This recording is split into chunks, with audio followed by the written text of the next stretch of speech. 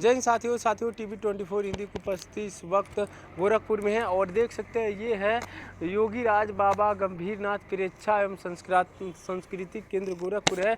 और यहाँ पर द कश्मीर फाइल के लेखक और निर्देशक विवेक अग्निहोत्री जी आए थे और इसी प्रेक्षागृह में जो महोत्सव हो रहा है धर्म और अध्यात्म का अंतर्राष्ट्रीय फिल्म महोत्सव, इसी फिल्म महोत्सव में स्टूडेंटों को संबोधित कर रहे हैं। तो काफ़ी लाजवाब कि वो निर्देशक है, लेखक हैं और काफ़ी अनुभवी भी हैं। तो आइए उनसे रूबरू कराते हैं कि विवेक अग्निहोत्री जिनकी फिल्म द कश्मीर फाइल जब सिनेमा घरों में रिलीज होती है तो ब्लैक बस्टर साबित होती है। लोग जो जम्मू कश्मीर में जेनोसाइड हुआ था, जम्मू कश्मीर में जो दंगा प्रसाद हुआ था, उसको किस तरीके से द कश्मीर फाइल में फिल्माया गया है, जिसकी वजह से सिनेमा घरों में ब्लैक बस्टर साबित हुई थी। तो वही विवेक अग्निहोत्री जी इस समय गोरखपुर के बाबा गंभीरनाथ प्रेक्षागृह में जो 3 दिनों का कार्यक्रम चल रहा है धर्म और अध्यात्म का अंतर्राष्ट्रीय फिल्म महोत्सव, उसमें आए हुए हैं। तो चलिए आपको सुनाते हैं और विवेक अग्निहोत्री के विचारों से रूबरू कराते हैं। पर मैं देखो, स्कूल के बच्चे जो होते हैं वो ज्यादा इंटेलिजेंट होते हैं क्योंकि उनका दिमाग अभी तक करप्ट नहीं हुआ है और इंटेलिजेंस और इनोसेंस का बहुत क्लोज कनेक्ट होता है। तो इसलिए मैं इनके हिसाब से बात करूंगा, करेक्ट। और तुम लोग, मुझे पता है वैसे भी 10 मिनट बाद तुम सब में लग जाना है इंस्टाग्राम में और दुनिया भर में, ये कॉलेज के लड़कों में। चलिए, तो देखिए, मैं 2 काम कर सकता हूं। एक तो मैं उस विषय में बोल सकता हूं जिसमें मुझसे बोला गया है बोलने के लिए, या मैं उसमें बोल सकता हूं जिसमें तुम लोग सुनना चाहते हो। बोलो, क्या सुनना चाहते हो? ये बताओ, किस बारे में सुनना चाहते हो? ऐसी, अच्छा देखो, मैं कोई प्रोफेसर नहीं हूं, टीचर नहीं हूं, नंबर नहीं मिलने वाले, और मैं जो बोलूंगा मुझसे बात करोगे तो नंबर बढ़ेंगे ही, कम नहीं होने वाले। तो मुझे दिल खोल के बताओ, ऐसी कौन सी चीज है आज की तारीख में जो तुम लोग सुनना चाहते हो, जिसके बारे में चाहते हो कोई तुमसे बात करे? क्या सब्जेक्ट है, कोई बता सकता है मुझे? तुम्हारी लाइफ में क्या प्रॉब्लम्स है जो समझ में नहीं आते? कौन बोलेगा? बोलो, कोई बोलेंगे? बोलो, टेल मी। यह एक काम करते हैं, चलो तुम लोग कंफ्यूज हो, एक काम कर सकते हैं, पहले थोड़ी देर मैं बोलता हूं, फिर अपन खूब सारे क्वेश्चन आंसर्स करेंगे। ऐसा करें? दैट्स व्हाट यू वांट ना? You guys? सब क्वेश्चन आंसर्स वाले? तो चलो ठीक है, 10-15 मिनट मैं बोलता हूं। एक जैसे फर्स्ट चैप्टर के पहले 2 पेजेस में भूमिका होती है ना, वो बांध देता हूं, फिर आप लोग बात करें। देखो भाई, मेरा ऐसा मानना है कि जो कुछ भी हो रहा है, जो भी तुम सुन रहे हो, जो भी तुम देख रहे हो और जो भी तुम समझ रहे हो, ये असली में नहीं हो रहा है। ये सब एक कहानी है, एक स्टोरी है, करेक्ट। हम सब लोग, हमारे आसपास जो भी है, जो कुछ भी है, तुम नाम लो, अभी अपन बातचीत करेंगे, वो सब एक कहानी है। एग्जाम्पल मैं तुमसे ही पूछता हूं, तो कहां है डेमोक्रेसी? कहीं नहीं है, ये कहानी है। तुम्हें बता दिया क्या स्कूल में नहीं गए होते और तुम बाहर होते, वो स्टोरी हो जाती। ये सब कहानी है। और ये कहानी कैसे बनी? तुम्हारी जिंदगी में जो भी तुम पढ़ते हो, केमिस्ट्री, फिजिक्स, ग्रेविटी, राइट? अगर ये कहानी नहीं है और यही आएगा, फिजिक्स बोलेगा, क्या उसको डेमोक्रेसी बोलेगा? अगर किसी और दुनिया में जाएंगे तो आप वो तो नहीं बोलेंगे जो वो लोग बोलते हैं, आप तो वो बोलेंगे जो आप बोलते हैं। मतलब हम क्या समझते हैं और क्या कहते हैं, ये सिर्फ एक ही चीज पर डिपेंड करता है, और वो है भाषा, लैंग्वेज। जब हम बोलते हैं फैमिली, तो आपके दिमाग में क्या आता है? कोई बताएगा मुझे? कोई एक हाथ उठा के खड़े हो जाओ, बताओ। फैमिली जब बोलता हूं मैं, क्या आता है? चलो who is a smart person here? कोई स्मार्ट नहीं है? नहीं, तुम कॉलेज वालों से बात नहीं करूंगा, सिर्फ स्कूल वालों से करूंगा। स्कूल के बच्चे बड़े प्यारे होते हैं। बताओ, मैं 3 शब्द बोलता हूं और जो दिमाग में एकदम बोल देना। तुम बताओ फैमिली का मतलब। अरे ये तो मैं भी जानता हूं, फैमिली का क्या मतलब? ग्रुप ऑफ फैमिली क्या होता है? अरे भाई वो तो ट्रांसलेशन नहीं पूछ रहा हूं। जब मैं परिवार बोलता हूं तो आंख के सामने क्या चित्र आता है सबसे पहले? सर मम्मी पापा और इसको कुछ नहीं आता, बैठ जाओ। सर मम्मी पापा और जी, चाची जी, मौसा जी, मौसी जी, कुत्ता, तुलसी का पेड़, ये सब आता है कि दिमाग के अंदर भी नहीं आता है? Sir correct. अब अमेरिका में जाकर किसी से पूछो यंग लड़के से फैमिली का क्या मतलब है, क्या मतलब है, तो कहेगा my family live somewhere else, my brother live somewhere else. सब अकेले रहते हैं, उनके लिए फैमिली का मतलब है कि हाँ पैदा हुए थे इसलिए कोई रिश्ता है, लेकिन सब अलग अलग रहते हैं। आपसे पूछो तो आपको फैमिली फोटोग्राफ दिखती है। क्यों? क्योंकि आप दोनों को अलग अलग कहानी बताई गई। अब मैं तुमसे एक सवाल पूछता हूं, दुनिया, इस शब्द से तुम्हारे दिमाग में क्या आता है? दुनिया, दुनिया, दुनिया के नाम पे ग्रैंडफादर आते हैं। ठीक है, कोई बात नहीं। आप यही शब्द, कोई भी एक शब्द पकड़ लीजिए, 100 लोगों से पूछिए और 100 लोग आपको अलग अलग अलग बात बताएंगे। बैठो बेटा। इससे क्या साबित होता है? इससे यह साबित होता है कि इस दुनिया में जो भी हम समझते हैं, जो भी हम समझते हैं किसी चीज को, वो पूर्ण सत्य नहीं है। उसका कारण यह है कि भाषा जो है, भाषा खुद पूर्ण नहीं है। एक रियलिटी है, मैंने उसको देखा और मैंने अंदाज लगाया और उसके बारे में कुछ शब्द इस्तेमाल किए। तो लैंग्वेज हमेशा अप्रोक्सीमेट होती है, अप्रोक्सीमेट होती है। अब ये बनी कैसे भाषा, और ये कहानियां बनी कैसे? हम फिल्म बनाते हैं, नॉवेल लिखते हैं, हर चीज। जो तुम फोन लगाती हो अपने दोस्त को, अच्छा पता है तुम्हें आज क्या हुआ, कहानी है। मम्मी पूछती होता है स्कूल में क्या हुआ, जो कुछ बताते हो वो कहानी है। 24 घंटे जो इंस्टाग्राम देखते हो सब कहानी, खैर वो बेकार कहानियां है, पर कहानियां वो भी है। उसका तो नाम ही स्टोरीज है। करेक्ट। तो मैं आपको बताता हूं ये भाषा कैसे शुरू हुई। ये जानवर होते हैं ना, उनकी भी अपनी भाषा होती है, लेकिन उनकी जो भाषा होती है वो सिर्फ सर्वाइवल के लिए होती है। मतलब जैसे भाषा देखिए क्या होती है, शब्द होना जरूरी नहीं है। अगर मैं तुमसे यो बोलूं तो क्या मतलब है इसका?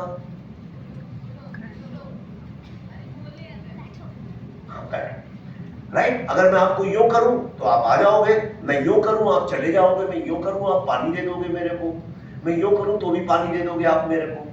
करेक्ट। तो इसका मतलब कि हर चीज के लिए शब्दों की आवश्यकता नहीं है।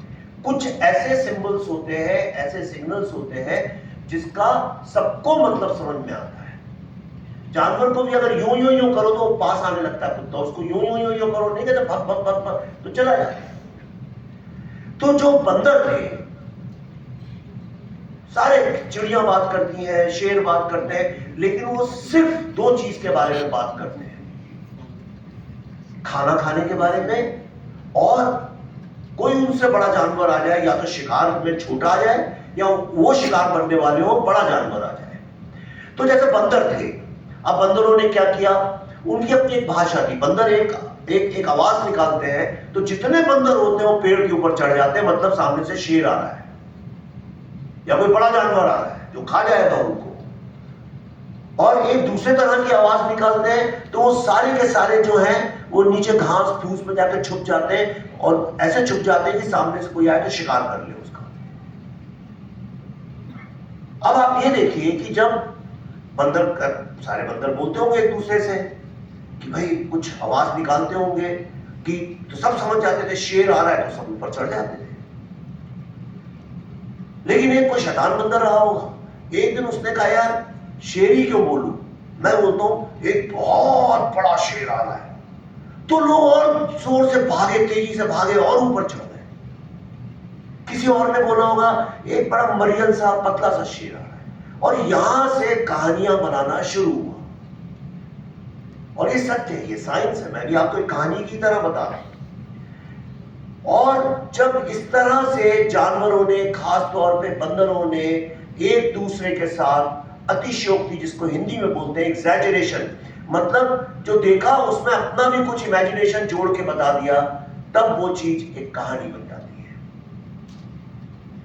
और तब से लेकर आज तक, ये लाखों सालों में, इंसान सिर्फ कहानियों में जिंदा है। ये सत्यवत्य की जो बात करते हैं लोग, ये सब झूठ झपाटा है, दूसरे को बेवकूफ बनाने के, अपने कंट्रोल में रखने की एक बहुत बड़ा षड्यंत्र है।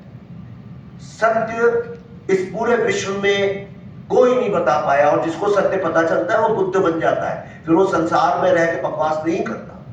और खास तौर पे मैं आपको मॉडर्न जमाने की बात करता हूं। आज सोशल मीडिया के जमाने में अगर कोई कहता है ये सही है, ये फैक्ट है, तो वो भी आपको बेवकूफी बना रहा है। हम 2-3 बातें करेंगे आपसे। हर चीज एक स्टोरी है। आपकी लाइफ, अभी तुम छोटे बच्चे हो, चलो यंग लोग हो, स्टूडेंट्स हो, स्कूल में हो, लेकिन तुम्हारी लाइफ, मैं सबसे पूछता हूं, अपनी लाइफ में से गॉसिप निकाल दो, सारे किस्से कहानियां निकाल दो, क्या हुआ था, कैसे हुआ था, कहां गिर पड़े थे, क्या चोट लग गई थी, किसने तुम्हें छेड़ा, किसको तुमने छेड़ा, किसको मारा, जो गॉसिप है सारी की सारी डिलीट कर दो अपनी लाइफ में से। अब बताओ, जिंदगी जीने लायक बची? आदमी की जिंदगी का सम टोटल, या थोड़ा अंग्रेजी समझते हैं ना कुछ तो, थैंक यू, गुड। आपकी लाइफ का सम टोटल, सब चीज को निचोड़ दोगे तो 99.9% वो सिर्फ गॉसिप निकलेगा और कुछ भी नहीं होगा। करेक्ट? तो सबसे पहले तो ये समझ लेना चाहिए कि हम सब लोग, एक हमारी लाइफ में एक फिल्म चल रही है, हम सब उस फिल्म के किरदार हैं। अभी भी कैसे नहीं है, मैं खड़े होकर यहां बोल रहा हूं, आप सुन रहे हैं, कैरेक्टर्स नहीं हो गए हम लोग। अभी मैं कैमरा आप पे लगा दूं, अपने पे लगा दूं, इंस्टाग्राम में एक रील स्टोरी बना के डालूं, उसमें आप भी होंगे, हम भी होंगे, और आप दोनों को इंटरकट करता रहूं, तो लोग कहेंगे देखो ये 2 कैरेक्टर्स हैं स्टोरी के। करेक्ट? तो ये सारा एक फिल्म चल रही है बहुत बड़ी। सब कुछ जो आप पढ़ते हो, हिंदू, मुस्लिम, कैपिटलिज्म, कम्युनिज्म, ये हर चीज जो है उसका पार्ट है। जैसे हम लोग सेट लगाते हैं, कभी ब्लू लाइट कर देते हैं, कभी डार्क लाइट कर देते हैं, भूत की फिल्म में डार्क लाइट कर देते हैं, रोमांटिक फिल्म में सन आ जाता है, फूल आ जाते हैं, सेटिंग चेंज हो रही है बस, बाकी सब वही चल रहा है फिल्म, और ये कैरेक्टर्स है। और अभी चलते चलते आपको वो हीरो अच्छा लगने लगा, या वो हीरोइन से प्यार हो गया, कितने अच्छे, उसका एक्सीडेंट हो गया, वो हॉस्पिटल चला गया, मर जाएगा, और सब बैठ के रोने लगते हैं। या कोई विलेन आ गया और उसने हीरो को मारा और उसको लहूलुहान कर दिया, तो हम विलेन से चिढ़ जाते हैं और हम दुखी हो जाते हैं। लेकिन मैं तो राइटर हूं, मुझे तो कुछ भी नहीं होता, मुझे तो पता है मैंने कहानी लिखी है, देखना भी 10 मिनट बाद ही लोग हंसेंगे, और उसके बाद मैं जब चाहता हूं हीरो को उठाता हूं और कहता हूं ला साला मारो इस विलेन को, पकड़ दिया, मारता और मारो और मारो। आप सबके इमोशंस मैं कंट्रोल करता हूं, मैं मतलब जो कहानी लिख रहा है, राइट? तो जिंदगी का सबसे पहला रूल जो है, अगर जिंदगी तुमको मस्त गुजारनी है, अच्छी गुजारनी है, इन सब प्रेशर में नहीं पड़ना कि ये पढ़ाई करनी है, इंजीनियर डॉक्टर नहीं बने तो जिंदगी बर्बाद हो जाएगी, माँ बाप का क्या होगा। 99% बच्चे, एक सर्वे आप कर लो, 99, भारत में 9.5 बच्चे 10 में से 9.5 बच्चे सिर्फ इसलिए पढ़ाई करते हैं इस डर से कि अगर वो फेल हो गए तो उनके माँ बाप कितने दुखी हो जाएंगे। करेक्ट? पेरेंट्स के ही इमोशन के कारण तो इतना हम लोग मर मर के पढ़ते, वरना बताओ ये यूनिफॉर्म पहन के या बैठने की क्या जरूरत है, बाकी दुनिया में तो यूनिफॉर्म ही खत्म हो गई, आप क्या पड़े हुए यूनिफॉर्म में?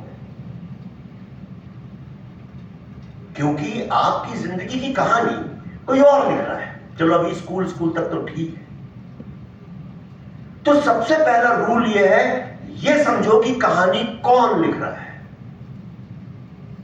जहां तुम्हें यह समझ में आ रहा है ये कहानी कौन लिख रहा है, तुम्हारी लाइफ के 99% प्रॉब्लम सॉल्व हो जाएंगे, यूं करके सॉल्व हो जाएंगे। अगर टीचर कोई बात बोल रही है तो टीचर वो कहानी क्या लिखेगी? यही तो लिखेंगे कि भाई तुम्हारी मेरी बात सुनो, मेरी बात मानो, मेरे डिसिप्लिन में रहो, जो मैं सिखाऊं वही सीखो, मेरे दिमाग से चलो। करेक्ट? पेरेंट्स भी यही करते हैं, पेरेंट्स भी यही करते हैं कि भाई जो हम कह रहे हैं वो मानो। आप जहां जाएंगे सब आपसे यही कहेंगे जो हम कह रहे हैं वो मानो। एंड एक सेकंड में जब कॉफी पीऊं मेरा गला खराब होगा। अब आप देखिए सारे जो रिलीजियस लोग होते हैं, साधु संत और ये सब जो लोग होते हैं, ओके, आजकल तो इंस्टाग्राम पे भी साधु बन गए लोग। बस अपना एक माइक लगाते हैं, कपड़े पहनते हैं, कोई गेरुआ, कोई हरा, कोई नीला, कोई पीला, वो भी यही बोलते हैं कि जो हम बोलते हैं वही सत्य। सवाल मत पूछो, बस सिर्फ सवाल मत पूछो, जो हम बोल रहे हैं वो मानो।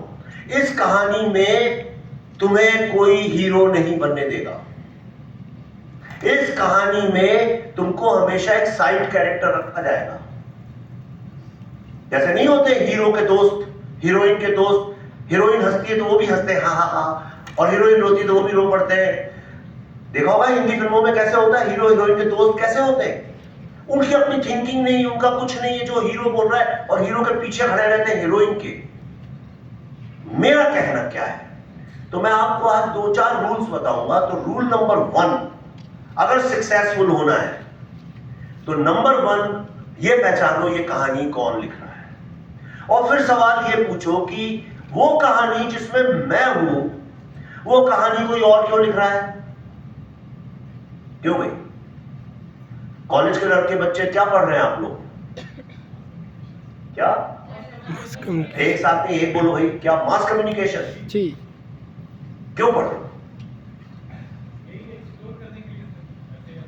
अरे एक्सप्लोर करना है तो जूते पहनो अच्छे और दुनिया घूमो, तब एक्सप्लोर करो। क्लासरूम में बैठ के क्या एक्सप्लोर हो सकता है? कुछ नहीं एक्सप्लोर हो सकता। एनीवे, मेरा कहने का मतलब ये है, अगर तुम मैथ्स कॉम पढ़ रहे हो, राइट, तो तुम्हारे पास 2 चॉइसेस है। या तो तुम अपनी लाइफ की स्टोरी खुद लिखो, या जाके ज्वाइन कर लो एक किसी मीडिया को, या तो लेफ्टिस्ट मीडिया को या मोदी मीडिया को, और जिस तरह से वो तुमको नचाए नाचते रहो। यहां से गुस्सा हो जाओ वहां चले जाना, वहां गुस्सा हो जाओ यहां जाना, इसकी सरकार हो यहां रहो, यहां से सरकार बदल जाए तो वहां चले जाओ। जिंदगी भर ये पिंग पोंग की तरह अपनी जिंदगी गुजारो।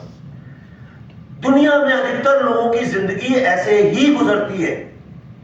किसी और कहानी में किसी और के साइड किक बोलते हैं, जो मतलब साइड वाले लोग, इसी तरह बनती है। बहुत कम लोग होते हैं जो अपनी जिंदगी के खुद हीरो या हीरोइन बन सके।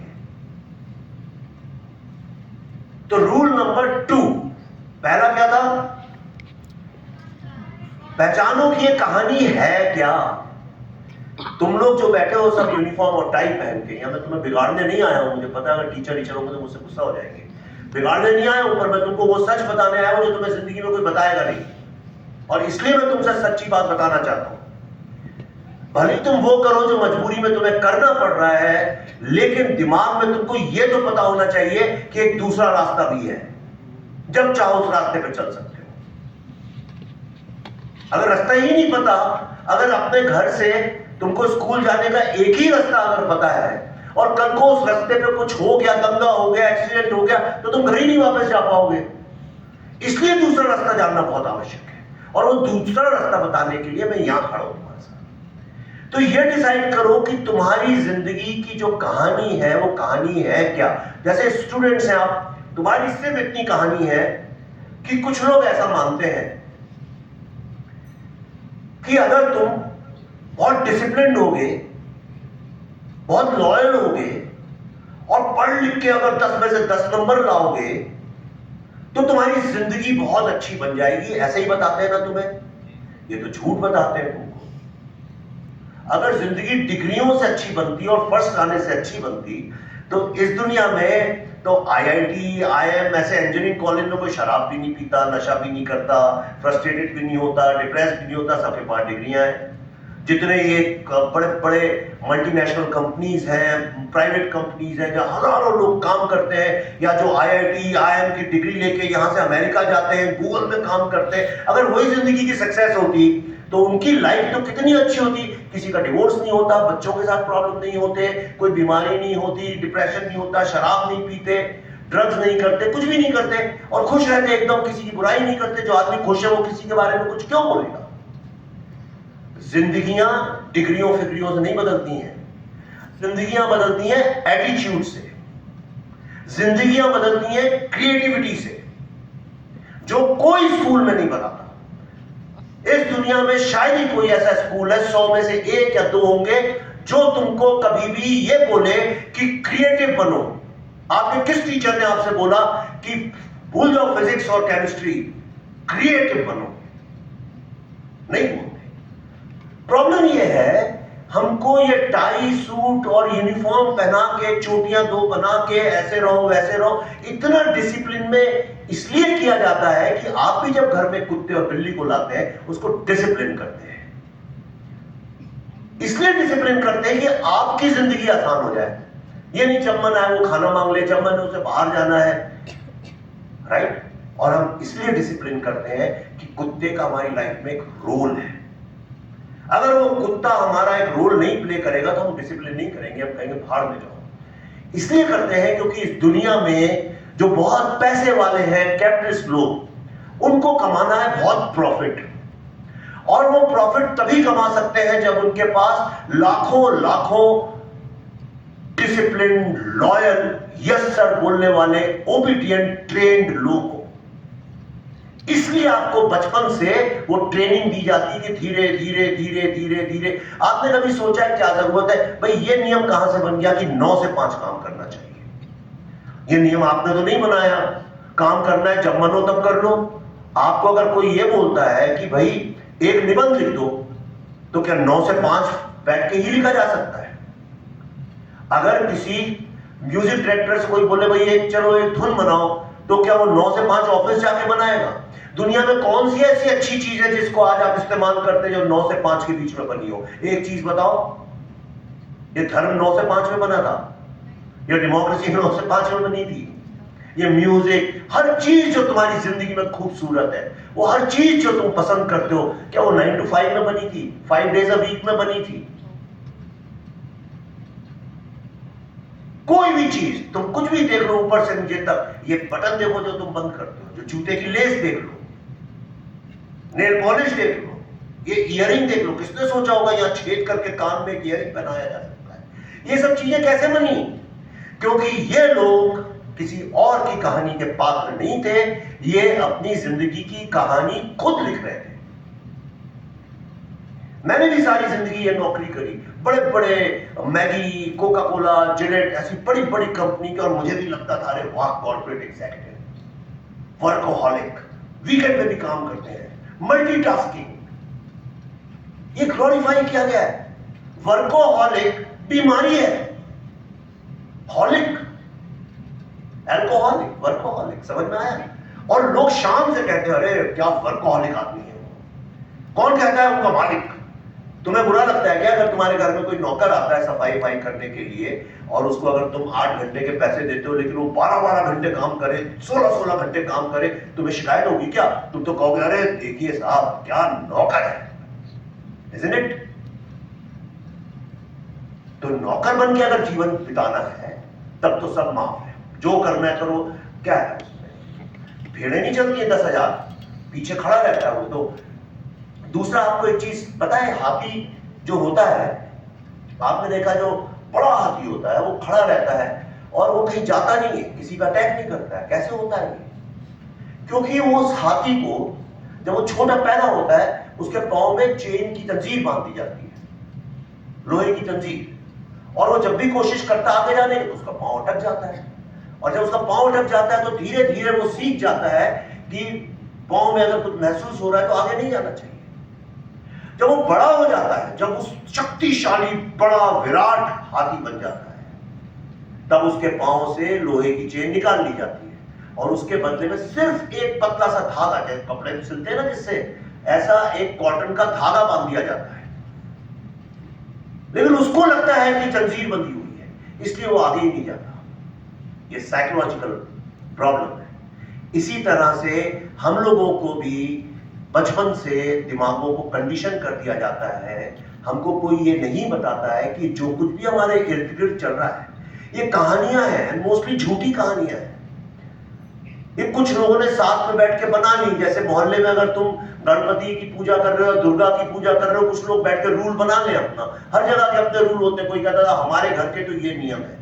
वो एक फिल्म थी, अमिताभ बच्चन कहते हैं क्या, परंपरा, प्रतिष्ठा, अनुशासन, वो उनके घर। तो एक सेकंड,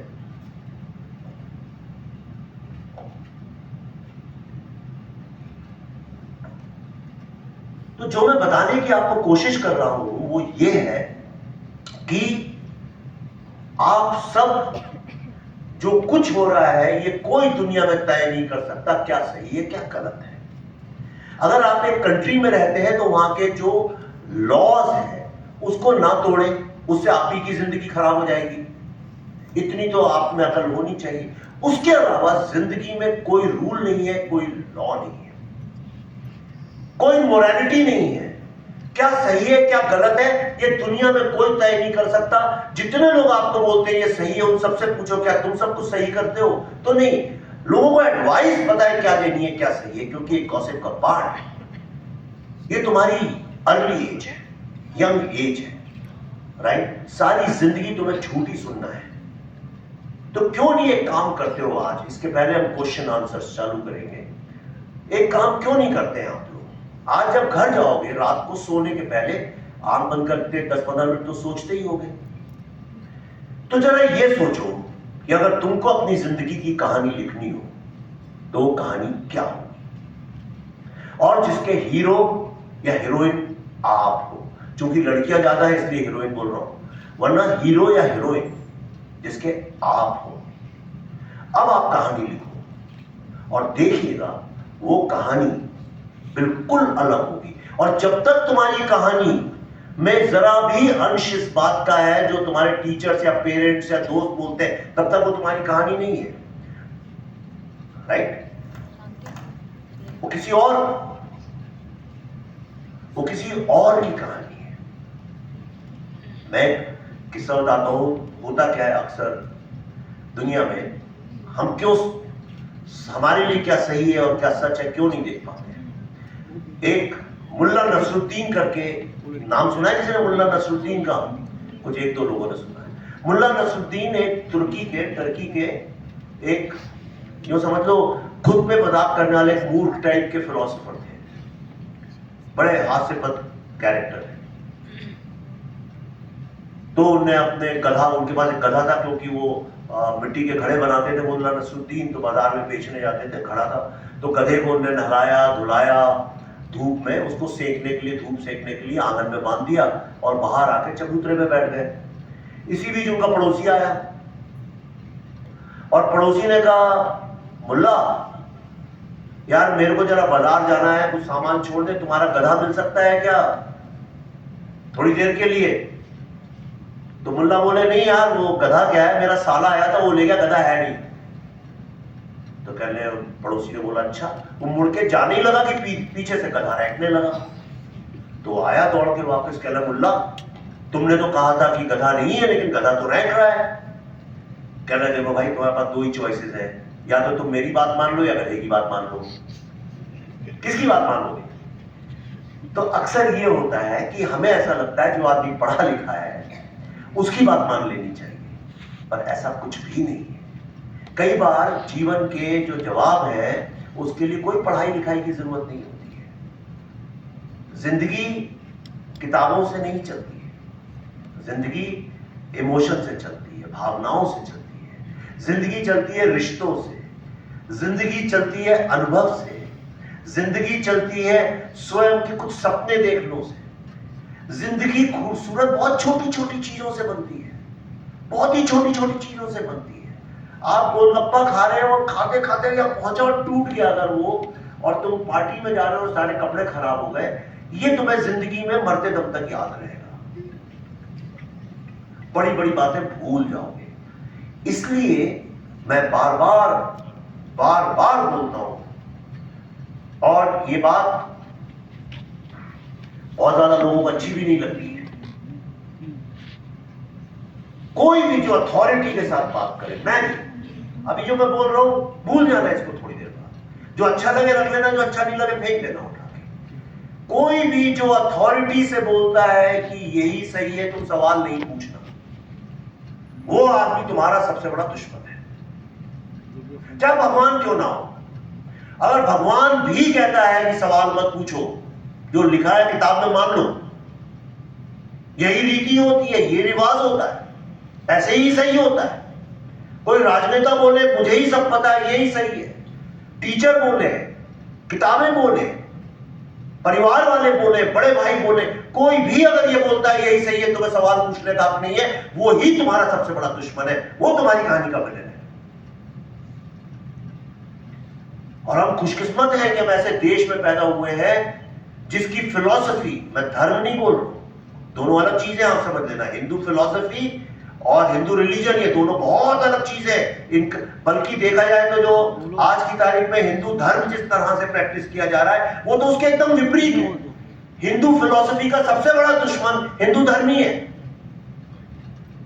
क्योंकि हिंदू फिलॉसफी कहती है कि आप सीकर हो। हिंदू लोग बोलते हैं ना हम सीकर हैं, जानते हो सीकर का मतलब? सीख का मतलब होता है वो ढूंढना, हम सदैव सत्य की तलाश ढूंढने वाले लोगों में से हिंदुओं को सीकर बोला जाता है, करेक्ट? जो हमेशा ढूंढता है, जो सवाल पूछता है। लोग आज वेदों और उपनिषदों की बात करते हैं इसलिए क्योंकि उन्हें पढ़ी नहीं है, जिस दिन पढ़ लेंगे उसी दिन बदल जाएंगे। जिस दिन एक अच्छा व्यक्ति बनने के लिए, अगर एक अच्छा हिंदू बनना चाहते हो तो उपनिषद पढ़ लो। जिस दिन उपनिषद पढ़ लोगे तुम्हें सारा धर्म का ढोंग ढकोसला बकवास निकलने लगेगी। नचिकेत छोटा बच्चा था 8-9 साल, उसने जाके यमराज से सवाल जवाब शुरू कर दिए कि जीवन क्या है, जीवन क्या नहीं है। उसके सामने बड़े बड़े देवता, यमराज को भी सर झुकाना था कि भाई ये सवाल। हिंदू फिलॉसफी, ये वेद, ये उपनिषद, ये Gita, Mahabharata, Buddhism, Sikhism, Jainism जो हिंदुइज्म से निकले, ये सारे के सारे सवाल पूछने से निकले। सारे उपनिषद सवालों पे बेस्ड है। और जितने जेन्युइन असली धार्मिक लोग पैदा हुए हैं उन सबने सवाल पूछे। पूरा बुद्धिज्म सवाल पे ही बेस्ड है, पूरा हिंदुइज्म सवाल पे ही बेस्ड है। लेकिन आज तुम सवाल ही नहीं पूछ सकते किसी से, पूछ ही नहीं सकते। पूछोगे पिटोगे। क्यों? क्योंकि इस दुनिया में हर आदमी तुमको अपने कंट्रोल में, अपनी अथॉरिटी में रखना चाहता है। जो हमने बोला वही सही है, मान लो, करेक्ट? मुझे क्यों, मैं हमेशा हिंदू फिलॉसफी की बात करता हूं, मुझे सारी दुनिया में डंके की चोट पे जाके बोलता हूं और बहुत गर्व के साथ बोलता हूं, क्योंकि मुझे सबसे बड़ी शिक्षा जो मिली है वो मिली है एक हिंदू फिलॉसफी जो एक शब्द से शुरू होती है, सिर्फ एक शब्द से, और कुछ है ही नहीं, बाकी सब बकवास है। वो ऐसे ही है कि भाई तुमको पता है ग्रेविटी है, तुम समझ गए ग्रेविटी है, लेकिन जिसको नहीं पता है उसको तो 2-3 किताबें पढ़नी पड़ेगी। लेकिन तुम्हें तो पता है कि ये ग्रेविटी है, तो तुम्हारे लिए एक शब्द काफी है, ग्रेविटी। इसी तरह से जिस दिन आप असली हिंदू फिलॉसफी को समझ जाएंगे, वो एक ही शब्द पे है, वननेस। जो कुछ भी है इस दुनिया में सब एक है। और इसको ध्यान से सुनना, हो सकता है अगले 2 मिनट तुम्हारी जिंदगी परिवर्तन कर दे हमेशा के लिए, मेरी जैसे होगी। सारी हिंदू फिलॉसफी सिर्फ एक शब्द पे डिपेंड करती है। पूरा शैविज्म क्या है? वननेस। पूरे वेदांत क्या है? वननेस। उसका मतलब यह है कि इस दुनिया में डुअलिटी नहीं है। जो कुछ हम देख रहे हैं ये सब माया है। ये हमारा दिमाग जैसा विकसित हो जाए, जैसा बन जाए, जैसा बचपन से धारणाएं, मान्यताएं डाल दी जाए उसमें, वैसा हम मान लेते हैं। जैसे हमने बोला भगवान, सबको ये लगता है ये मेरा भगवान। क्रिश्चियंस को लगता है जीसस भगवान, मुस्लिम लोगों को कोई और लगता है, किसी को कोई और लगता है, हमें लगता है हमारे एक ही घर में किसी को शिव असली भगवान लगते हैं, किसी को गणेश असली भगवान लगते हैं, किसी को हनुमान, किसी को राम, किसी को कोई और। पर अगर भगवान एक है, और सारे धर्म दुनिया के बोलते हैं भगवान एक है, अगर भगवान एक है तो एक ही घर में 4-4 भगवान कैसे?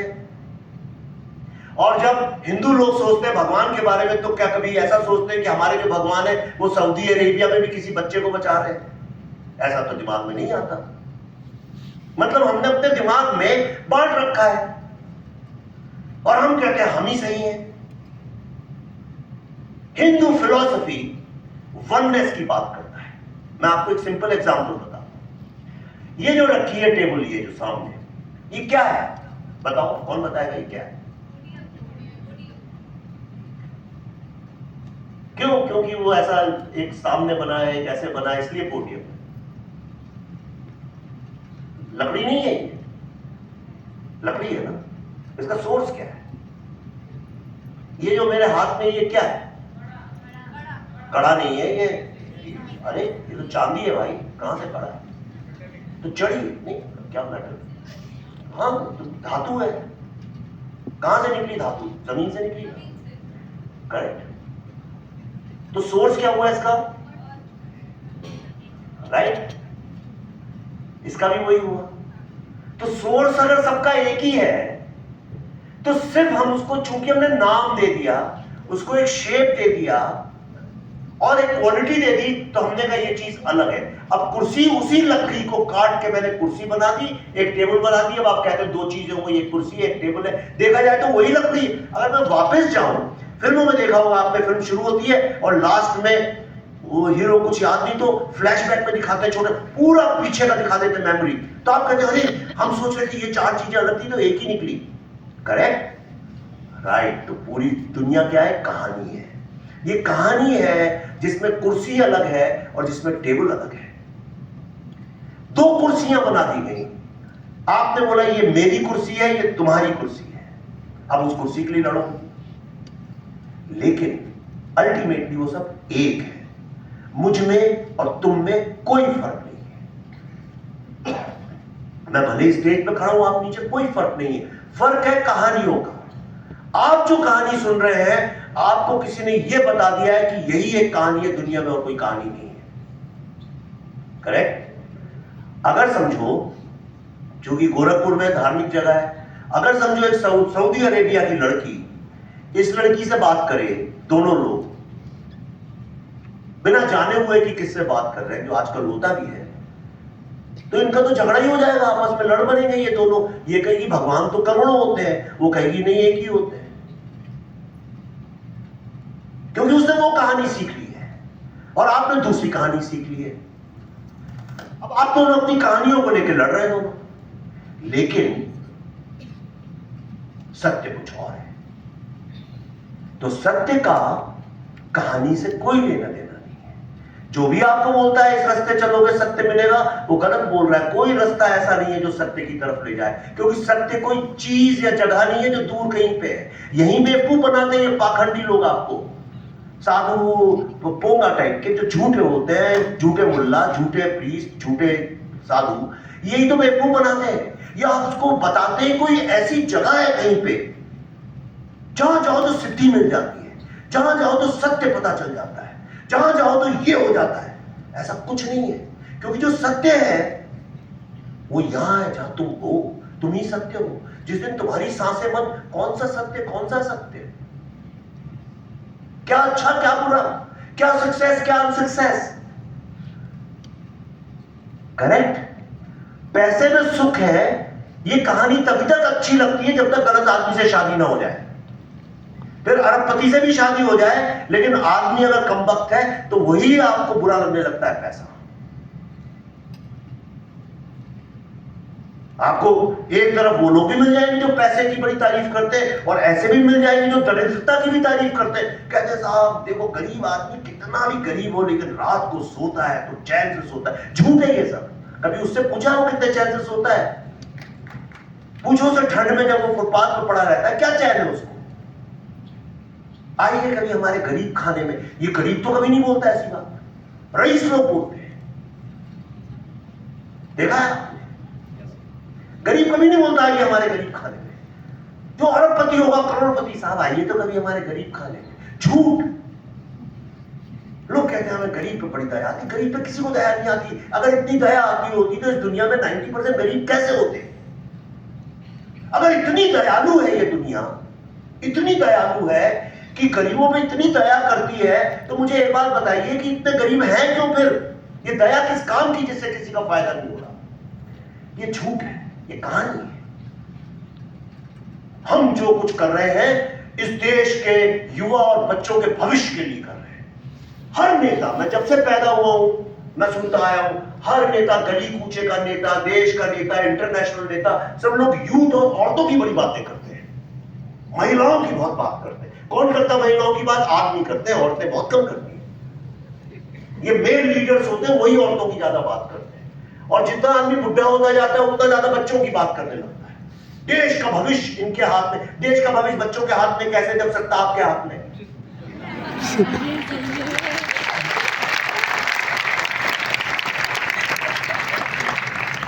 मैं भी बोलता ही हूं, कई बार बोलना पड़ता है, झूठ बोलता हूं, बोल देता हूं कि इस देश का भविष्य आपके हाथों में नहीं, आपके हाथों में है ही नहीं।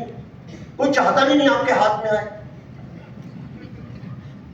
कोई नहीं चाहता आपके हाथ में आए। कितने यंग लोग आज भारत की राजनीति में, कितने यंग लोग अमेरिका की राजनीति में। 80 साल का आदमी तो प्रेसिडेंट बना है अमेरिका में। अमेरिका में कोई यंग आदमी प्रेसिडेंट बना ही नहीं। एक सब बना था बीच में, बिल क्लिंटन या कौन, ओबामा आई थिंक, वो नहीं बना। बस वो भी बाय डिफॉल्ट होता ही नहीं, कोई अलाउ ही नहीं करते, राइट। मैं किस्सा बताता हूं। मैं कंपनी में काम अमेरिका में करता था, बहुत बड़ी कंपनी थी, पुराने टाइप की। और उसका जो बोर्ड ऑफ डायरेक्टर था, बोर्ड ऑफ डायरेक्टर जो होते हैं टेबल में बैठ के बुढ़े लोग सूट पहन के, तो वो सब बुढ़े थे और फैमिली टाइप का था। जैसे फोर्ड कंपनी है, रॉकेफेलर है, इस तरह की कंपनियां हैं। तो वो थोड़े बुजुर्ग टाइप के लोग थे बहुत सारे। तो एक दिन मैंने एक बहुत अच्छा कुछ आइडिया दिया होगा, उनको लगा बड़ा अच्छा आइडिया, और मैं एकदम यंग था, बस कॉलेज से निकला था और ज्वाइन किया था मैंने, हार्वर्ड से पढ़ के निकला और वहां ज्वाइन ही किया था, बस 2-3 महीने की बात थी। तो कुछ आइडिया एडवर्टाइजिंग में मैंने दिया, उन्हें बड़ा अच्छा लगा। तो है वो, उन्होंने मुझे बुलाया। देखो कितनी मजे की बात है, बता। तो उन्होंने मुझे बुलाया, कहने लगे भाई तुम बड़ा अच्छा आइडिया लेके आए थे क्लाइंट के सामने, तो बताओ इस कंपनी में तुम्हारा क्या ऑब्जर्वेशन है, इस कंपनी को लेके कोई अच्छा आइडिया तो बताओ, उसको हम इंप्लीमेंट करेंगे। तो मैंने कहा सर, बड़ा सोचा मैंने, और यंग था तो मुझे डर भी नहीं था। तो मैंने बोला सर यहाँ प्रॉब्लम क्या है ना, कि यहाँ पे ना यंग लोगों के आइडियाज नहीं लिए जाते हैं। तो गुस्सा हो गए, तुम ये कैसे कह सकते हो, तुम्हें तो ज्वाइन किए हुए 3 ही महीने हुए। जो मैं कह रहा था वही बात तुमने साबित कर दी कि तुम यंग हो, अभी तुम्हें क्या पता, तुम क्या जानते। The point I am telling you is, चूंकि फिल्म से हम बात कर रहे हैं और मेरी बातें देखो, जो मैं बातें कर रहा हूं, चूंकि तुम लोग हो इसलिए एक अलग भाषा में बात कर रहा हूं, लेकिन अध्यात्म और धर्म की बात चल रही है और मैं अध्यात्म की ही बात कर रहा हूं आपसे।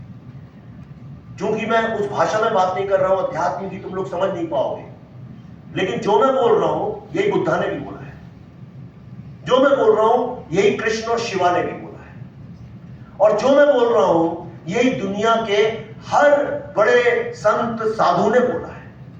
मैं वननेस की बात कर रहा हूं। हमारे यहां एक बहुत बड़े महर्षि हुए, महर्षि रमन्ना, आपने नाम नहीं सुना होगा, गूगल करना, उनको भगवान भी बोलते हैं बहुत लोग। उनकी एक किताब है,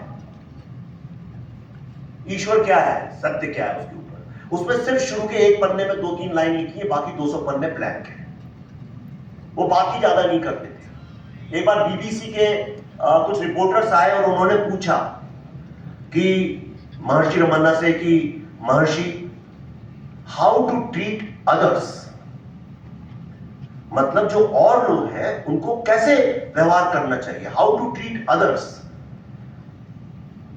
महर्षि रमन्ना हिंदू दर्शन के सबसे महान चिंतक माने जाते हैं विश्व में। महान मतलब उनका लेवल बुद्धा के लेवल का है। जानते हो उन्होंने क्या जवाब दिया, हाउ टू ट्रीट अदर्स? उन्होंने बोला there are no others, there are no others, कोई दूसरा है ही नहीं, हम ही हैं। तो यह सत्य है कि हम सब चीजों को अलग अलग देखते हैं, चीज एक है। मैं आखिर में आपसे सवाल पूछूंगा, एक लास्ट आपको एक एग्जांपल बता सकता हूं। समझ लो कि एक दीवार है, उसमें 3 खिड़कियां हैं, ठीक है, और एक सांप निकल रहा है वहां से, सांप निकल रहा है या जिराफ निकल रहा है, कोई बड़ा एक जानवर निकल रहा है, समझ लो सांप निकल रहा है, करेक्ट। और तीन लोग तीनों खिड़कियों से एक बार में एक ही खिड़की देख सकते हैं। तो जब वो निकल रहा है तो एक को क्या दिखेगा, सांप दिखेगा, उसका मुंह दिखेगा सांप का, करेक्ट। एक को सिर्फ बॉडी दिखेगी और एक को सिर्फ पूंछ दिखेगी, और यही तीन लोग जो हैं वो आपस में लड़ते रहते हैं। एक कहानी है बड़ी फेमस, अंधों का हाथी। एक कमरे में एक हाथी है, 5 अंधे हैं, उन पांचों को बोला जाता है बताओ ये जानवर कैसा है। पांचों लोग अलग अलग चीज पकड़ लेते हैं। जो पूंछ पकड़ लेता है कहता है ये तो एक पतली सी रस्सी की तरह है जिसमें झूला जा सकता है, और इसमें आखिर में बहुत सारा पंखा लगा हुआ है। एक आदमी उसका पांव पकड़ लेता है, वो अंधा, तो वो बोलता है कि अरे ये तो बहुत बड़े बरगद के पेड़ की तने की तरह से है। एक सूंड पकड़ लेता है, वो कहता है अरे ये तो झूला है, इसमें तो ऊपर नीचे कहीं भी जाया जा सकता है। एक कान पकड़ लेता है, कहता है ये बहुत बड़े पंखे की तरह है, इसमें एक बार पंखा चलता है तो इधर से लोग उड़ जाते हैं, उधर चलता है उधर। उसके ऊपर शरद जोशी ने एक नाटक भी लिखा है, काफी बड़ा फेमस है, आप लोग पढ़िएगा, इंग्लिश में भी वो अवेलेबल है, 5 blind man and an elephant करके। छोटी सी कहानी है, 10-20 लाइन की, पढ़ लेना गूगल में जाके, तो आपको समझ में आएगा कि हम सब इस हाथी की कहानी में अंधे हैं। जो हमें पकड़ाई में आ गया, हम कहते हैं दुनिया यही है, और बाकी के 4 अंधों से लड़ रहे हैं कि हाथी ये है। मैं सिर्फ इतना बताने आया था कि वो पांचों अंधे हैं,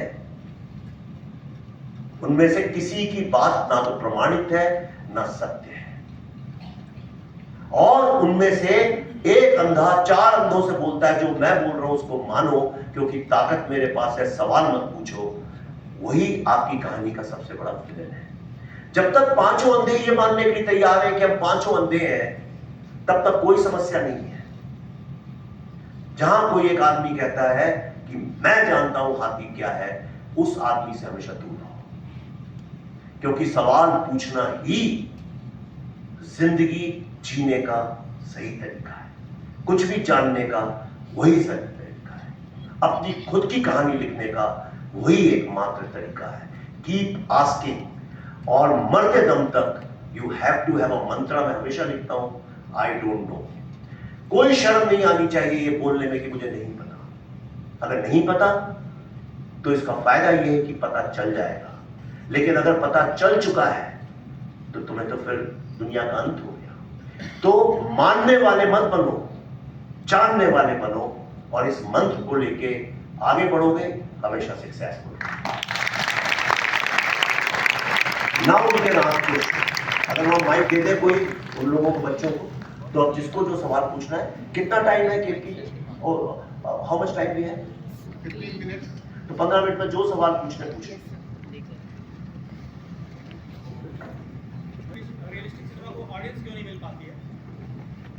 इसका जवाब तो तुम दोगे भाई, तुम ऑडियंस हो, मैं तो फिल्म बनाता हूँ। तुम ऑडियंस है, हम भी देखना पसंद करते हैं, सिनेमा ज्यादा अटैच करती है कहानियों से। कॉमर्शियल क्यों हावी हो जाता है रियलिस्टिक?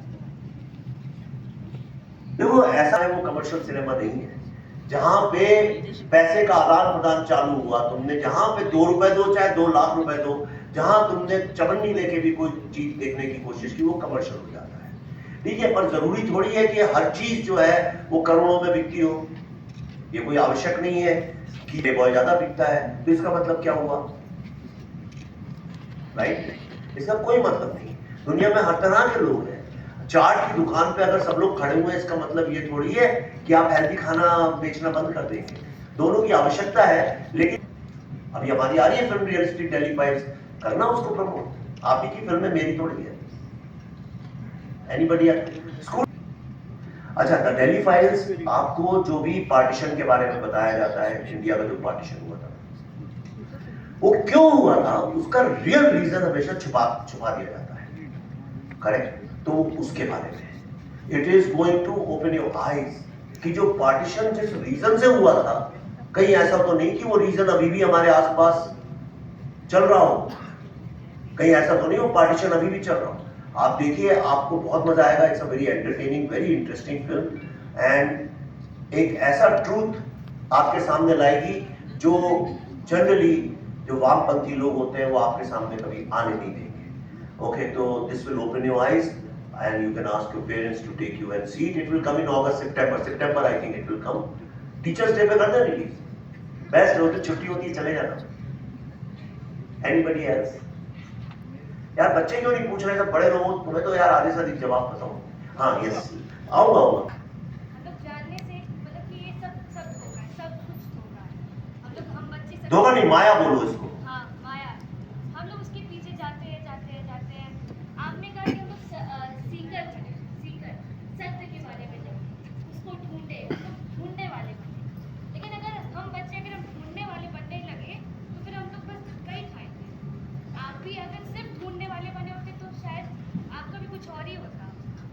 हाँ नहीं, मैं तो ढूंढने वाला हूँ, और क्यों धक्के खाएंगे, और धक्का खाने में क्या बुरी बात है। ऐसे ट्रेन में बसों में चलते धक्के नहीं लगते क्या? तो जब कुंभ जा सकते हो धक्के खाते हुए, तो जिंदगी के कुंभ में क्यों नहीं धक्के खाते? और धक्के खाने से क्यों डरना? क्या धक्के खाओगे? क्या बताओ, क्या बुरा हो जाएगा बताओ? अभी आप ही ने तो बोला था कि जो बड़े लोग हैं वो आपको दबाते आपसे सवाल नहीं पूछ रहे थे, अब उन्हीं का तो राज चल रहा है।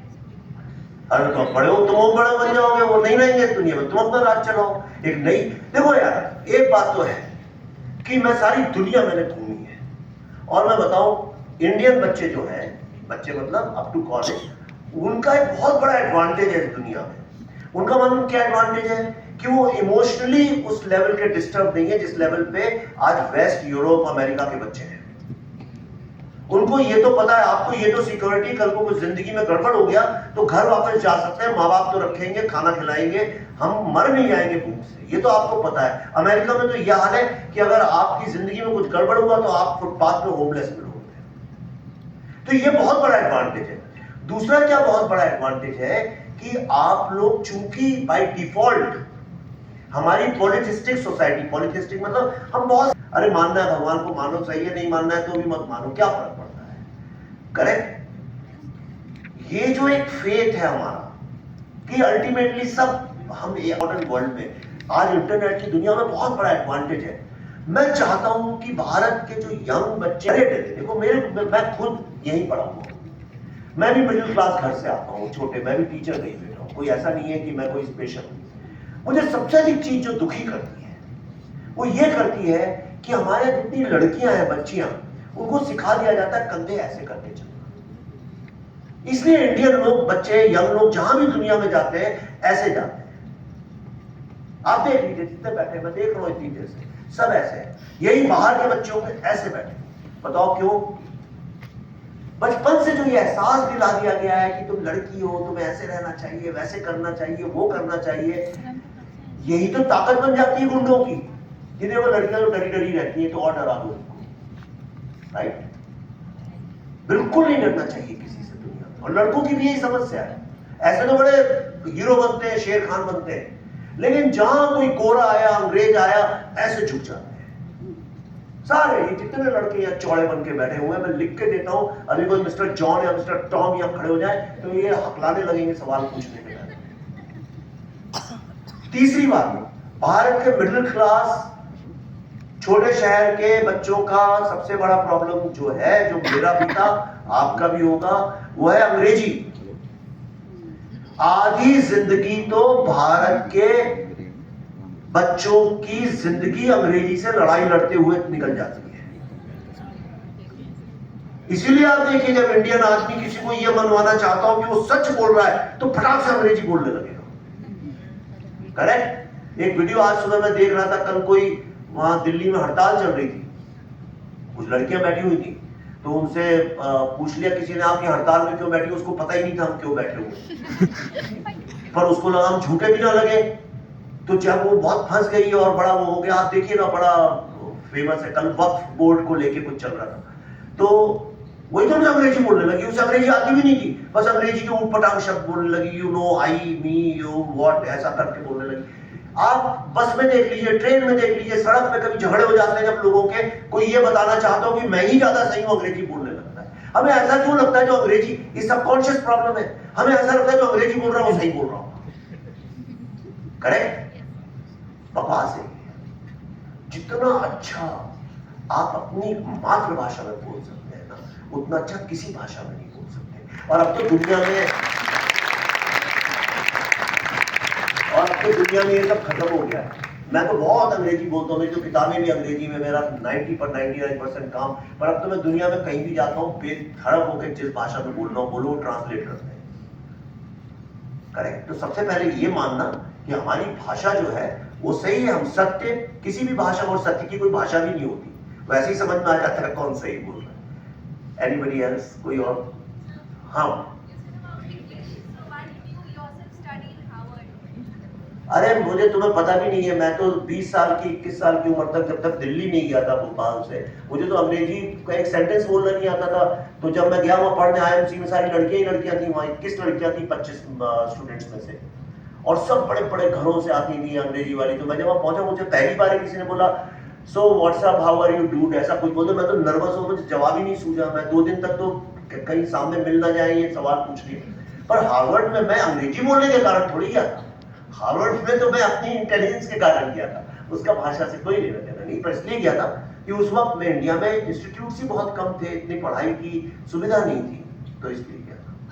एक और चीज, योर फिल्म्स आर स्टोर्ड है, तो आप जो आपने अभी बताया अध्यात्म के बारे में और आप जिस रियलिटी बेस्ड फिल्म्स बनाते हैं, तो आपको पता कैसे चलता है, कहाँ से? अब ये तो पब्लिक में ट्रेड सीक्रेट नहीं बता सकता वो फ्री में नहीं बताऊंगा, उसके पैसे लगते हैं। वो तो ट्रिक है डॉक्टर की कि दवाई आप कैसे दे देते हैं, ऐसा कुछ नहीं है। मैं बातचीत करता हूँ लोगों से, तुमसे बात कर रहा हूँ सबसे, और मैं आम आदमी से बहुत बात करता हूँ, तो मुझे समझ में आ जाता है कि कहाँ पे पल्स क्या है, लोग क्या ढूंढ रहे हैं। अब जैसे पार्टीशन का है, मैं फ्रीडम फाइटर्स का बेटा हूँ, मुझे खुद ऐसा लगता है कि हमको झूठी पार्टीशन की हिस्ट्री पढ़ाई गई है, तो इसलिए मैंने कहा इसके ऊपर एक फिल्म बनानी चाहिए कि बंगाल में पार्टीशन में एक्चुअली हुआ क्या था, ताकि लोगों को समझ में आए। क्योंकि जब हम पास्ट के बारे में समझते हैं तो उसी से हमारा फ्यूचर बेटर होता है। Sorry, I do research, we do lot of research. ये जो फिल्म बना रहा हूँ ये 5 साल का रिसर्च है, इसके पीछे 4-4 साल लगता है। कश्मीर में 4 साल रिसर्च किया था। Yeah, that boy wanted to ask something. Sir आप बोल रहे थे अभी कि हम लोग को वननेस में बिलीव करना चाहिए, लेकिन सबका पॉइंट ऑफ व्यू अलग होता है, माइंडसेट अलग होता है, कैसे वननेस में कैसे बिलीव करें? नहीं, तो पॉइंट ऑफ व्यू का वननेस से क्या लेना देना? तुम घर में रहते हो तो तुम्हारी जो मम्मी है, राइट, उनका पॉइंट ऑफ व्यू किसी चीज को लेके अलग हो सकता है, तुम्हारा अलग हो सकता है, पर तुम दोनों के अलग हो। जब DNA निकालेंगे एक निकलेगा, अलग निकलेगा। अब यार देखो, मैं गुस्सा नहीं करूं के मामले में, एक ही निकलना चाहिए कहते हैं।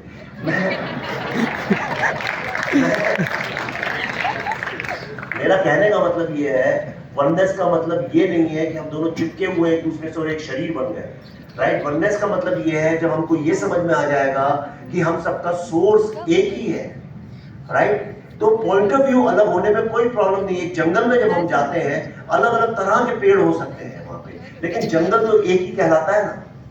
तो इस तरह से हम जितने लोग यहाँ बैठे हैं अभी एक वननेस के सूत्र में बंधे हुए हैं। ऐसे तो नहीं सोच रहा हूं मैं कि अच्छा इन्हें लाल शर्ट पहनी है तो इसलिए ये अलग होंगे, ये ब्लू शर्ट वाले अलग होंगे, ऐसा नहीं सोच रहा हूं, राइट। तो ये मैं कहना चाह रहा था कि वननेस जो है मतलब जब आपको ये पता है सोर्स एक ही है, हमारा माँ बाप एक ही है, तो हम भाई बहन कितने भी अलग व्यूज रखते हो, परिवार तो एक ही है हमारा, राइट। और अलग अलग पॉइंट ऑफ व्यू रखना अच्छी बात है।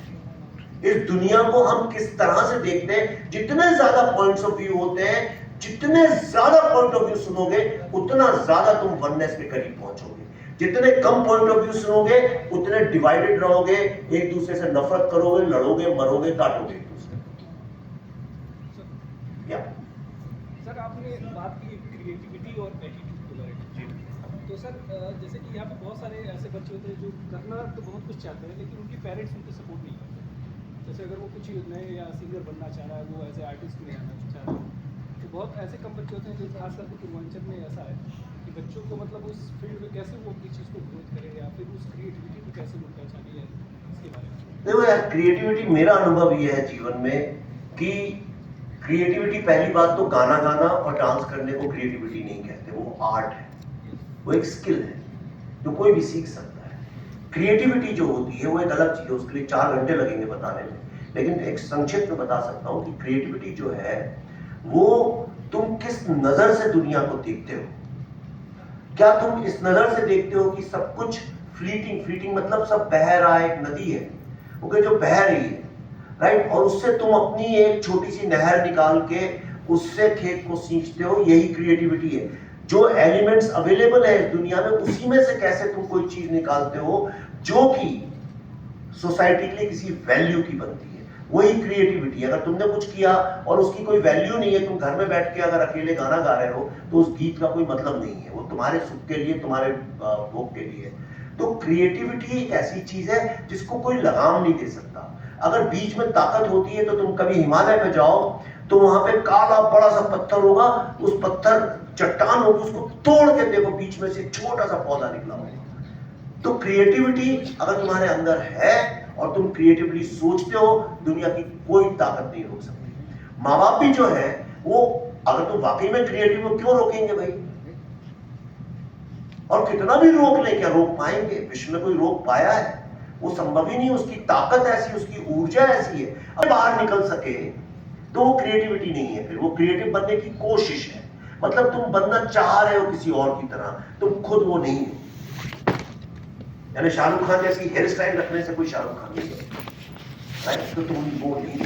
इसलिए क्रिएटिविटी, और क्रिएटिविटी कोई ऐसी चीज नहीं है जो कि सीखनी पड़े या जो कोई और क्रिएटिव है और तुम नहीं हो। हमें 2 गिफ्ट दी है, सिर्फ 2 गिफ्ट फ्री में, और कुछ नहीं, जो हमें जानवर से इंसान बना देती है। क्या है वो 2 गिफ्ट? कोई बता सकता है मुझे? इस भगवान की फ्री में 2 गिफ्ट क्या है इंसान को? सबसे बड़ी भेंट क्या है? कोई नहीं। इंटेलिजेंस क्या होता है? इंटेलिजेंस क्या है? अगर तुम सोसाइटी में सिविलाइजेशन को एक्सपोज नहीं हो फिर कैसे इंटेलिजेंस?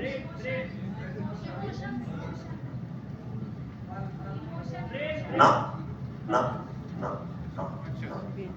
जो छोटा बच्चा होता है उसकी क्या इंटेलिजेंस है? 6 महीने के बच्चे की क्या इंटेलिजेंस होती है? 2 गिफ्ट दी हैं आपको फ्री में। एक, सांस लेने की, क्योंकि हाँ, भूख तो जानवर में भी होती है, भूख तो पेड़ों में भी होती है, भूख तो हर जगह है। हाँ तो बता रहा हूँ 2 गिफ्ट ऐसे कौन से जो दूसरे पे आ रहा हूँ ना, वो दूसरी कौन सी चीज है जो तुमको दुनिया में एकदम अलग कर रही है? वो है क्रिएटिविटी। पैदा होते ही साथ जैसे ही बच्चा बाहर निकलता है, इमेजिनेशन, यू स्टार्ट इमेजिनिंग। जब तुम छोटे से बच्चे हो, याद करो, अच्छा तुम लोग 4, 5, 6 साल 10 साल पीछे जाओ, मम्मी ने मारा कमरे में, अंधेरे कमरे में बंद कर दिया, 2 मिनट रोए, उसके बाद क्या हुआ? वहीं जो कुछ पढ़ा है उससे कुछ ड्राइंग बनाने लगे, कुछ चीजों को उल्टा पुल्टा करके रखे, एक दुनिया बनाई तुमने अपनी, एक दुनिया बना ली, उसमें कैरेक्टर्स बना लिया। अभी भी होंगे तुम्हारे इनविजिबल कैरेक्टर्स दिमाग में, ऐसे इनविजिबल फ्रेंड्स भी होंगे जो दिमाग में है, करेक्ट? कल्पना जिसको कहते हैं, राइट? कल्पना। और तुम अपने दिमाग में एक स्टोरी इमेजिन कर लेते हो, और जो तुम इमेजिन करते जाते हो जिंदगी में, तुम्हारी जिंदगी की कहानी भी उसी दिशा में बढ़ने लगती है। तुम्हें पता नहीं चलता। इसलिए नहीं पता चलता क्योंकि स्कूल्स जो है, स्कूल्स का मेन कर्तव्य, मेन दायित्व ये दिया गया है उनको कि बच्चों की इमेजिनेशन को खत्म कर दो। अगर इमेजिनेशन होगा तो फिर सोल्जर्स कैसे बनेंगे, लॉयर और डिसिप्लिन? इसलिए खत्म कर दो। और अंत में अब बंद ही करेंगे क्योंकि सबको खाना भी खाना है। मैं आपको एक छोटा सा असली रिसर्च बताता हूँ मेरी बात का, या आप गूगल कर सकते हैं अभी थोड़ी देर में फोन पे। नासा का नाम सबने सुना है? नासा ने ये डिसाइड किया 80s में कि हम जितने क्रिएटिव बच्चे हैं उनको अगर अभी से ही आइडेंटिफाई करते हैं स्कूल में जाते हैं, जो बच्चे जाते हैं 1st और 2nd में, तो हम उनको अपने हिसाब से ग्रूम करके नासा में ले जा सकते हैं। और इसके लिए उन्होंने बहुत बड़ा रिसर्च अमेरिका में कंडक्ट किया। हजारों, आई थिंक 40-50 हजार बच्चे या 1 लाख बच्चे को जैसा नंबर है। तो सबसे पहले उन्होंने 5 साल के जो बच्चे थे उनके ऊपर किया। आप जानते हैं कितने बच्चे 5 साल जो 1st स्टैंडर्ड में थे, उनमें से कितने परसेंटेज बच्चे जीनियस, क्रिएटिवली जीनियस थे? इमेजिन, 98%। 98% बच्चे नासा के उस रिसर्च में क्रिएटिव जीनियस थे। आप पे भी अगर कोई करता हो रिसर्च 5 साल की उम्र में, आप सब क्रिएटिव जीनियस निकलते हैं। 2% बच्चे जो थे वो नहीं थे, वो इसलिए क्योंकि उनको कोई कोऑर्डिनेशन का प्रॉब्लम था या ऑटिज्म का प्रॉब्लम था, उनको किसी तरह से वो चैलेंज थे मेंटली, इसलिए वो नहीं अभी से ग्रो, तो इसलिए let's give them some time. वही बच्चे जब 10 साल के हो गए तो उन्होंने फिर से उनके ऊपर सेम रिसर्च फिर से कंडक्ट किया। अब बताओ कितने बच्चे क्रिएटिव जीनियस निकले होंगे? हाँ, कितना? आप लगभग करीब है, करीब 33% बच्चे जो थे वो क्रिएटिव जीनियस रह गए थे और बाकी जो थे वो टफर्स हो गए थे। सच बता रहा हूं आपको, कुछ ऐसा कोई मनगढ़ंत कहानी नहीं है आपको एंटरटेन करने के लिए। You can go, one of the best researches in the world NASA का है, आपको गूगल में मिल जाएगा, नहीं तो मैं लिंक भेज दूंगा, आप किसी को बोलिए आप शेयर कर देना। फिर उन्होंने जब वो बच्चे 15 साल के हो गए तब उनके ऊपर वही रिसर्च किया। अब बताओ अब क्या स्टैटिस्टिक्स हो गई? लगभग क्लोज है 13% के आसपास। 13% बच्चे क्रिएटिव जीनियस रह गए थे और बाकी सब के सब डिसिप्लिन, लॉयल, टफर सोल्जर्स बन चुके थे। और फाइनली उन्होंने वो किया, जब वो बच्चे, सेम बच्चे, कोई अलग बच्चे नहीं थे, वही बच्चे, कोई नए बच्चों में नहीं किया, वही सेम जो सैंपल साइज था हजारों बच्चों का, उन्हीं को 5-5 साल में रिसर्च करते गए। तो जो बच्चा 5 साल की उम्र में क्रिएटिव जीनियस था, अब वो 20 साल का हो चुका था और 20 साल में फिर से उनके ऊपर ये रिसर्च किया गया। अब बताओ क्या था फिगर? 2% creative genius, 98% टफर्स। समझ में आया? और उन 2% में से एक यहां खड़ा है।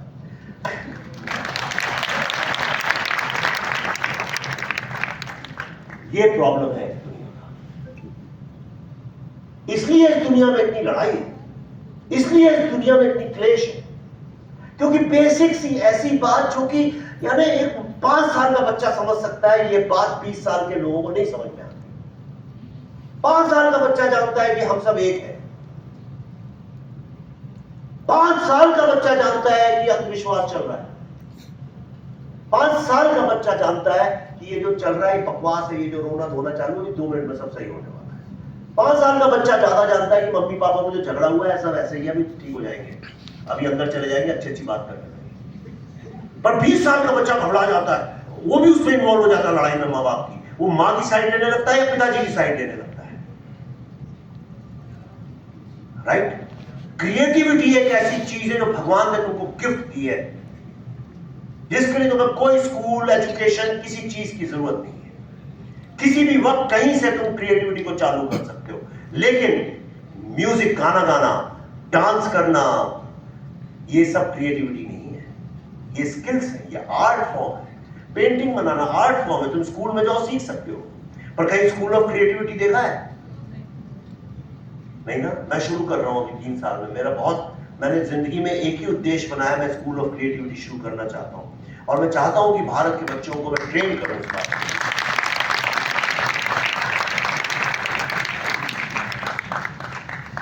राइट? तो लास्ट में all I would like to tell you is कि अगर खुद की जिंदगी को अच्छा बनाना है, बहुत जरूरी है। पूछो आपके अकॉर्डिंग धर्म क्या है? क्या? आपके अकॉर्डिंग धर्म क्या है? मेरे अकॉर्डिंग क्या चीज? उसका अच्छा, उसका एक बड़ा सिंपल सा जवाब है, मैंने अपने लिए ढूंढा, तुम्हारे लिए नहीं। मुझे ऐसा लगता है कि मैं दुनिया का सबसे ज्यादा धार्मिक व्यक्ति। सुन लो, ताली बजाने की क्या बात है? क्यों? देखो, ताली आपने क्यों बजाई? क्योंकि ये शब्द से आपको बड़ा अच्छा लगा, धर्म। वाह, है ना? अभी मैं बोल देता सनातनी तो और जोर से ताली बजाती। कभी सोचना नहीं चाहिए हम जिन शब्दों पे विश्वास करते हैं उन शब्दों का अर्थ क्या है। अब बात निकली है तो बता देता हूं, धर्म पे आता हूं, एक थोड़ा ऐसा डिटोर करके आना पड़ेगा। आपने देखा आजकल पिछले कुछ 1 साल से 7-8 साल से सब लोग सनातनी शब्द बहुत इस्तेमाल करते हैं। क्या मतलब है इसका? क्या बताओ? राइट। तो क्या मैं सनातनी हो सकता हूं? राइट, लेकिन मैं खुद को क्या सनातनी बोल सकता हूं? अगर आपने खुद को सनातनी बोल के राइट, तो मैं इटर्नलिस्ट हो गया तो वो गलत हुआ ना। सर पर ये- आपके अंदर तो ईश्वर ही है, वो तो सनातन है। हाँ, जो ईश्वर मेरे अंदर है या मैं ही ईश्वर हूं, ये मुझे नहीं पता। मैं इसका सवाल का जवाब ढूंढ रहा हूं, मैं कैसे बोल सकता हूं यही सही है? तुम्हें पता है बेटा कि मैं ईश्वर हूं, पर मुझे नहीं पता मैं ईश्वर हूं। यानी तुम शिव जी से बोल दो कि आप भगवान है, शिव जी बोले मुझे नहीं पता मैं करूं, पर मजाक की बात है। मैं तुम्हें बताता हूं, हम लोग क्या है ना, अंधविश्वास कैसे फैलता है। हम लोग शब्दों पे विश्वास कर लेते हैं क्योंकि कोई बड़ा बोल रहा है तो शायद सही बोल रहा हूं। और धर्म एक ऐसी चीज है, इसके नाम पे आप दुनिया में किसी को भी चुप करा सकते हैं। धर्म के नाम पे गैलीलियो को मार डाला गया था, सोक्रेटिस को मार डाला गया था। जितने भी महान ज्ञानी, जिन लोगों ने आपके जीवन को अच्छा बनाया, उन सब लोगों को गालियां पड़ी हैं क्योंकि धर्म के खिलाफ नहीं बोल सकते। धर्म के खिलाफ कोई नहीं बोलना चाहता है, लोग अंधविश्वास के खिलाफ बोलना चाहते हैं। अंधविश्वास, कोई सोचता भी नहीं कि भाई आप कौन है। जब आइडेंटिटी आपकी पूछते हैं, धर्म की बात कर रहा था, आपको जो बोलना है सनातनी, आप बोल दो मैं एक्स हूं। इलॉन मस्क के बेटे का नाम तो एक्स आई है। आप कुछ भी बोल सकते हैं अपने आप को, लेकिन क्या हम सनातनी हैं? आपका एडजेक्टिव है मैं इटर्नलिस्ट हूं, या आप कैसे बोल सकते हैं मैं इटर्नलिस्ट हूं? और जब सनातन धर्म की बात होती है तो एक बात समझो, वो हिंदुइज्म की बात नहीं चल रही है वहां पे। और ये सनातन वर्ड आपको मिलेगा भी नहीं हिंदू टेक्स्ट में, जितने उपनिषद वगैरह है। सनातन कभी आपको धर्म के नाम पे मिलेगा ही नहीं, कहीं पे लिखा हुआ कोई दिखा दे, क्योंकि लोगों ने पढ़ा नहीं है। सुनते हैं तो बोलते रहते हैं, और आजकल सोशल मीडिया में बकवास चलती रहती है तो लोग सुन सुन के विश्वास कर लेते हैं, और सनातनी शब्द बोल के तालियां पिटती हैं तो नेता भी और ज्यादा सनातनी बोलते हैं। पर नहीं, ऐसा तो नहीं है कि हम धर्म के विकास के चक्कर में धर्म का विनाश कर रहे हो। यह भी सोचने वाली बात है। सनातन धर्म का मतलब है वो प्रिंसिपल्स, वो लॉज जो इटर्नल है। जैसे ग्रेविटी सनातन धर्म है। अच्छा किसी का करो, ये सनातन धर्म है। बी काइंड, ये सनातन धर्म है। वी आर वन, ये सनातन धर्म है। आपस में बांटना सनातन धर्म नहीं है। जात पात में बंटना सनातन धर्म नहीं है। महिलाओं की उपेक्षा सनातन धर्म नहीं है। तुम्हें सनातनी बोलने का हक ही नहीं है जब तक तुम महिलाओं को अपने से कम समझते हो, या अपने से नीचे वाली जाति को नीचा समझते हो, या तुम किसी और विश्वास को धर्म रखने वाले व्यक्ति को अपने से अलग समझते हो, तब तक तुम सनातनी हो ही नहीं सकते। तुम नंबर 1 के ढोंगी हो। और एक दूसरी बात, तुमने धर्म पूछा, मेरे लिए धर्म क्या है, तो मैं उसका जवाब देना चाह रहा था। मैं पहले धार्मिक नहीं हुआ करता था। मैं इसलिए नहीं हुआ करता था कि मैं बहुत धर्म की किताबें पढ़ता था, और जब मैंने धर्म की सारी किताबें पढ़ ली तो मुझे समझ में आया दुनिया में सबसे बड़ा झूठ जो है इन्हीं किताबों में लिखा हुआ है। और तब से मैं दुनिया का सबसे धार्मिक व्यक्ति हो गया। अब मैं सब मानता हूं, मैं हर चीज अच्छी लगती है मुझे, हर व्यक्ति मुझे खूबसूरत लगता है। मेरी जिंदगी में, मैं सत्य बोल रहा हूं यहां पे, मेरी जिंदगी में पक्षपात खत्म हो चुका है। लेकिन मेरी आइडेंटिटी कोई पूछता है क्या है, तो मैं कहता हूं मैं हिंदू हूं। और मैं हिंदू इसलिए नहीं हूं कि मैं यहां पैदा हुआ था, इसलिए नहीं कि मेरे माँ बाप हिंदू थे। मैं हिंदू इसलिए हूं कि सारा जो साइंस है दुनिया का, जो क्वांटम फिजिक्स है जिसको मैं मानता हूं, जो आइंस्टाइन वगैरह सारी दुनिया, आज जो कुछ भी है साइंस के कारण, तो बकवास करते हैं लोग, साइंस से लड़ाई लड़ते हैं, लेकिन जो कुछ भी है साइंस के ही कारण है। ये तो आप डिनाई नहीं कर सकते। आपने कभी किसी को सैटर्न की पूजा करते हुए देखा है? लेकिन शनि की पूजा का बोल दूं तो अब भी लाइन लग जाएगी, यहाँ पे लोग नारियल और सोना और जवाहरात लेके आ जाएंगे।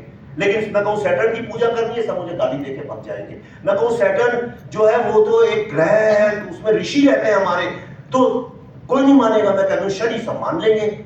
ये कहानी आपको कैसे सुना दी गई, राइट? धर्म जो हिंदू फिलॉसफी है वो एग्जैक्टली वही कहती है जो अब जाके क्वांटम फिजिक्स को पता चला है। हिंदू फिलॉसफी, उपनिषद कैसे शुरू होता है? जो पहला उपनिषद है उसका पहला सूत्र क्या है? उसका पहला सूत्र है तत्वमसि, मतलब you are God. It says there is no God, you are God. You believe there is God because you exist. If you don't exist, there is no God.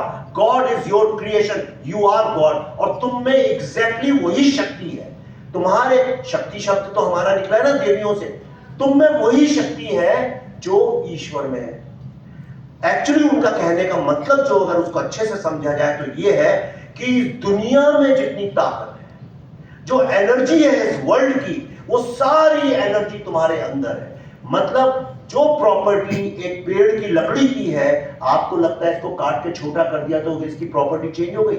नहीं ना। पानी चाहे समुद्र में हो चाहे ग्लास में, उसकी प्रॉपर्टी तो सेम है। तो मतलब वो पानी ही तो है। तो अगर मैं भगवान का स्रोत हूं तो मैं भगवान ही तो हुआ। अहम ब्रह्मास्मि means I am this Cosmos. ब्रह्मास्मि से या ब्रह्मा जी से मतलब नहीं है, ब्रह्मास्मि मतलब ब्रह्मांड से मतलब है। मैं ही ब्रह्मांड हूं, मैं ही कॉस्मोस हूं, मैं ही यूनिवर्स हूं। क्वांटम फिजिक्स क्या कहता है?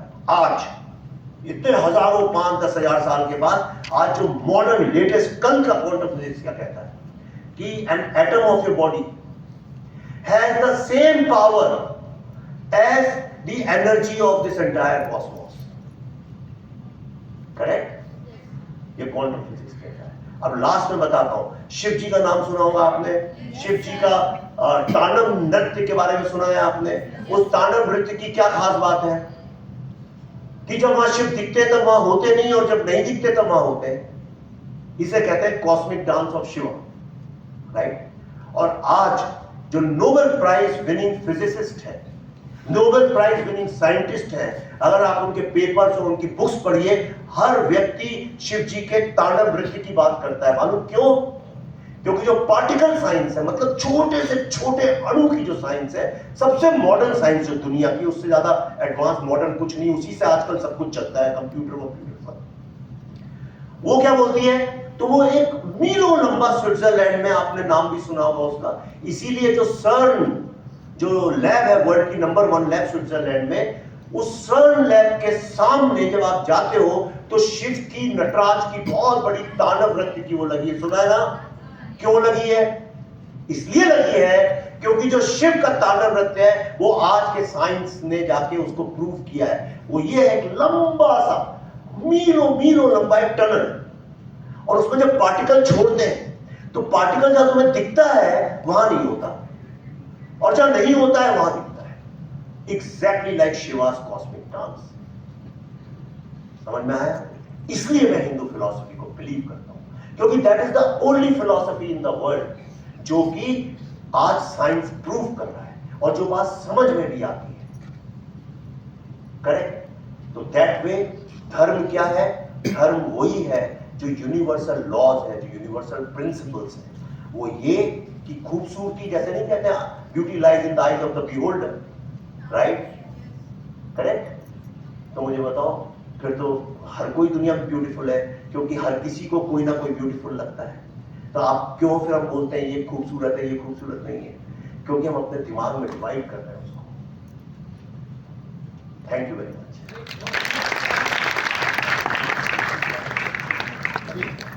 Thank you, all the best. Whatever you do, be happy and always keep shining.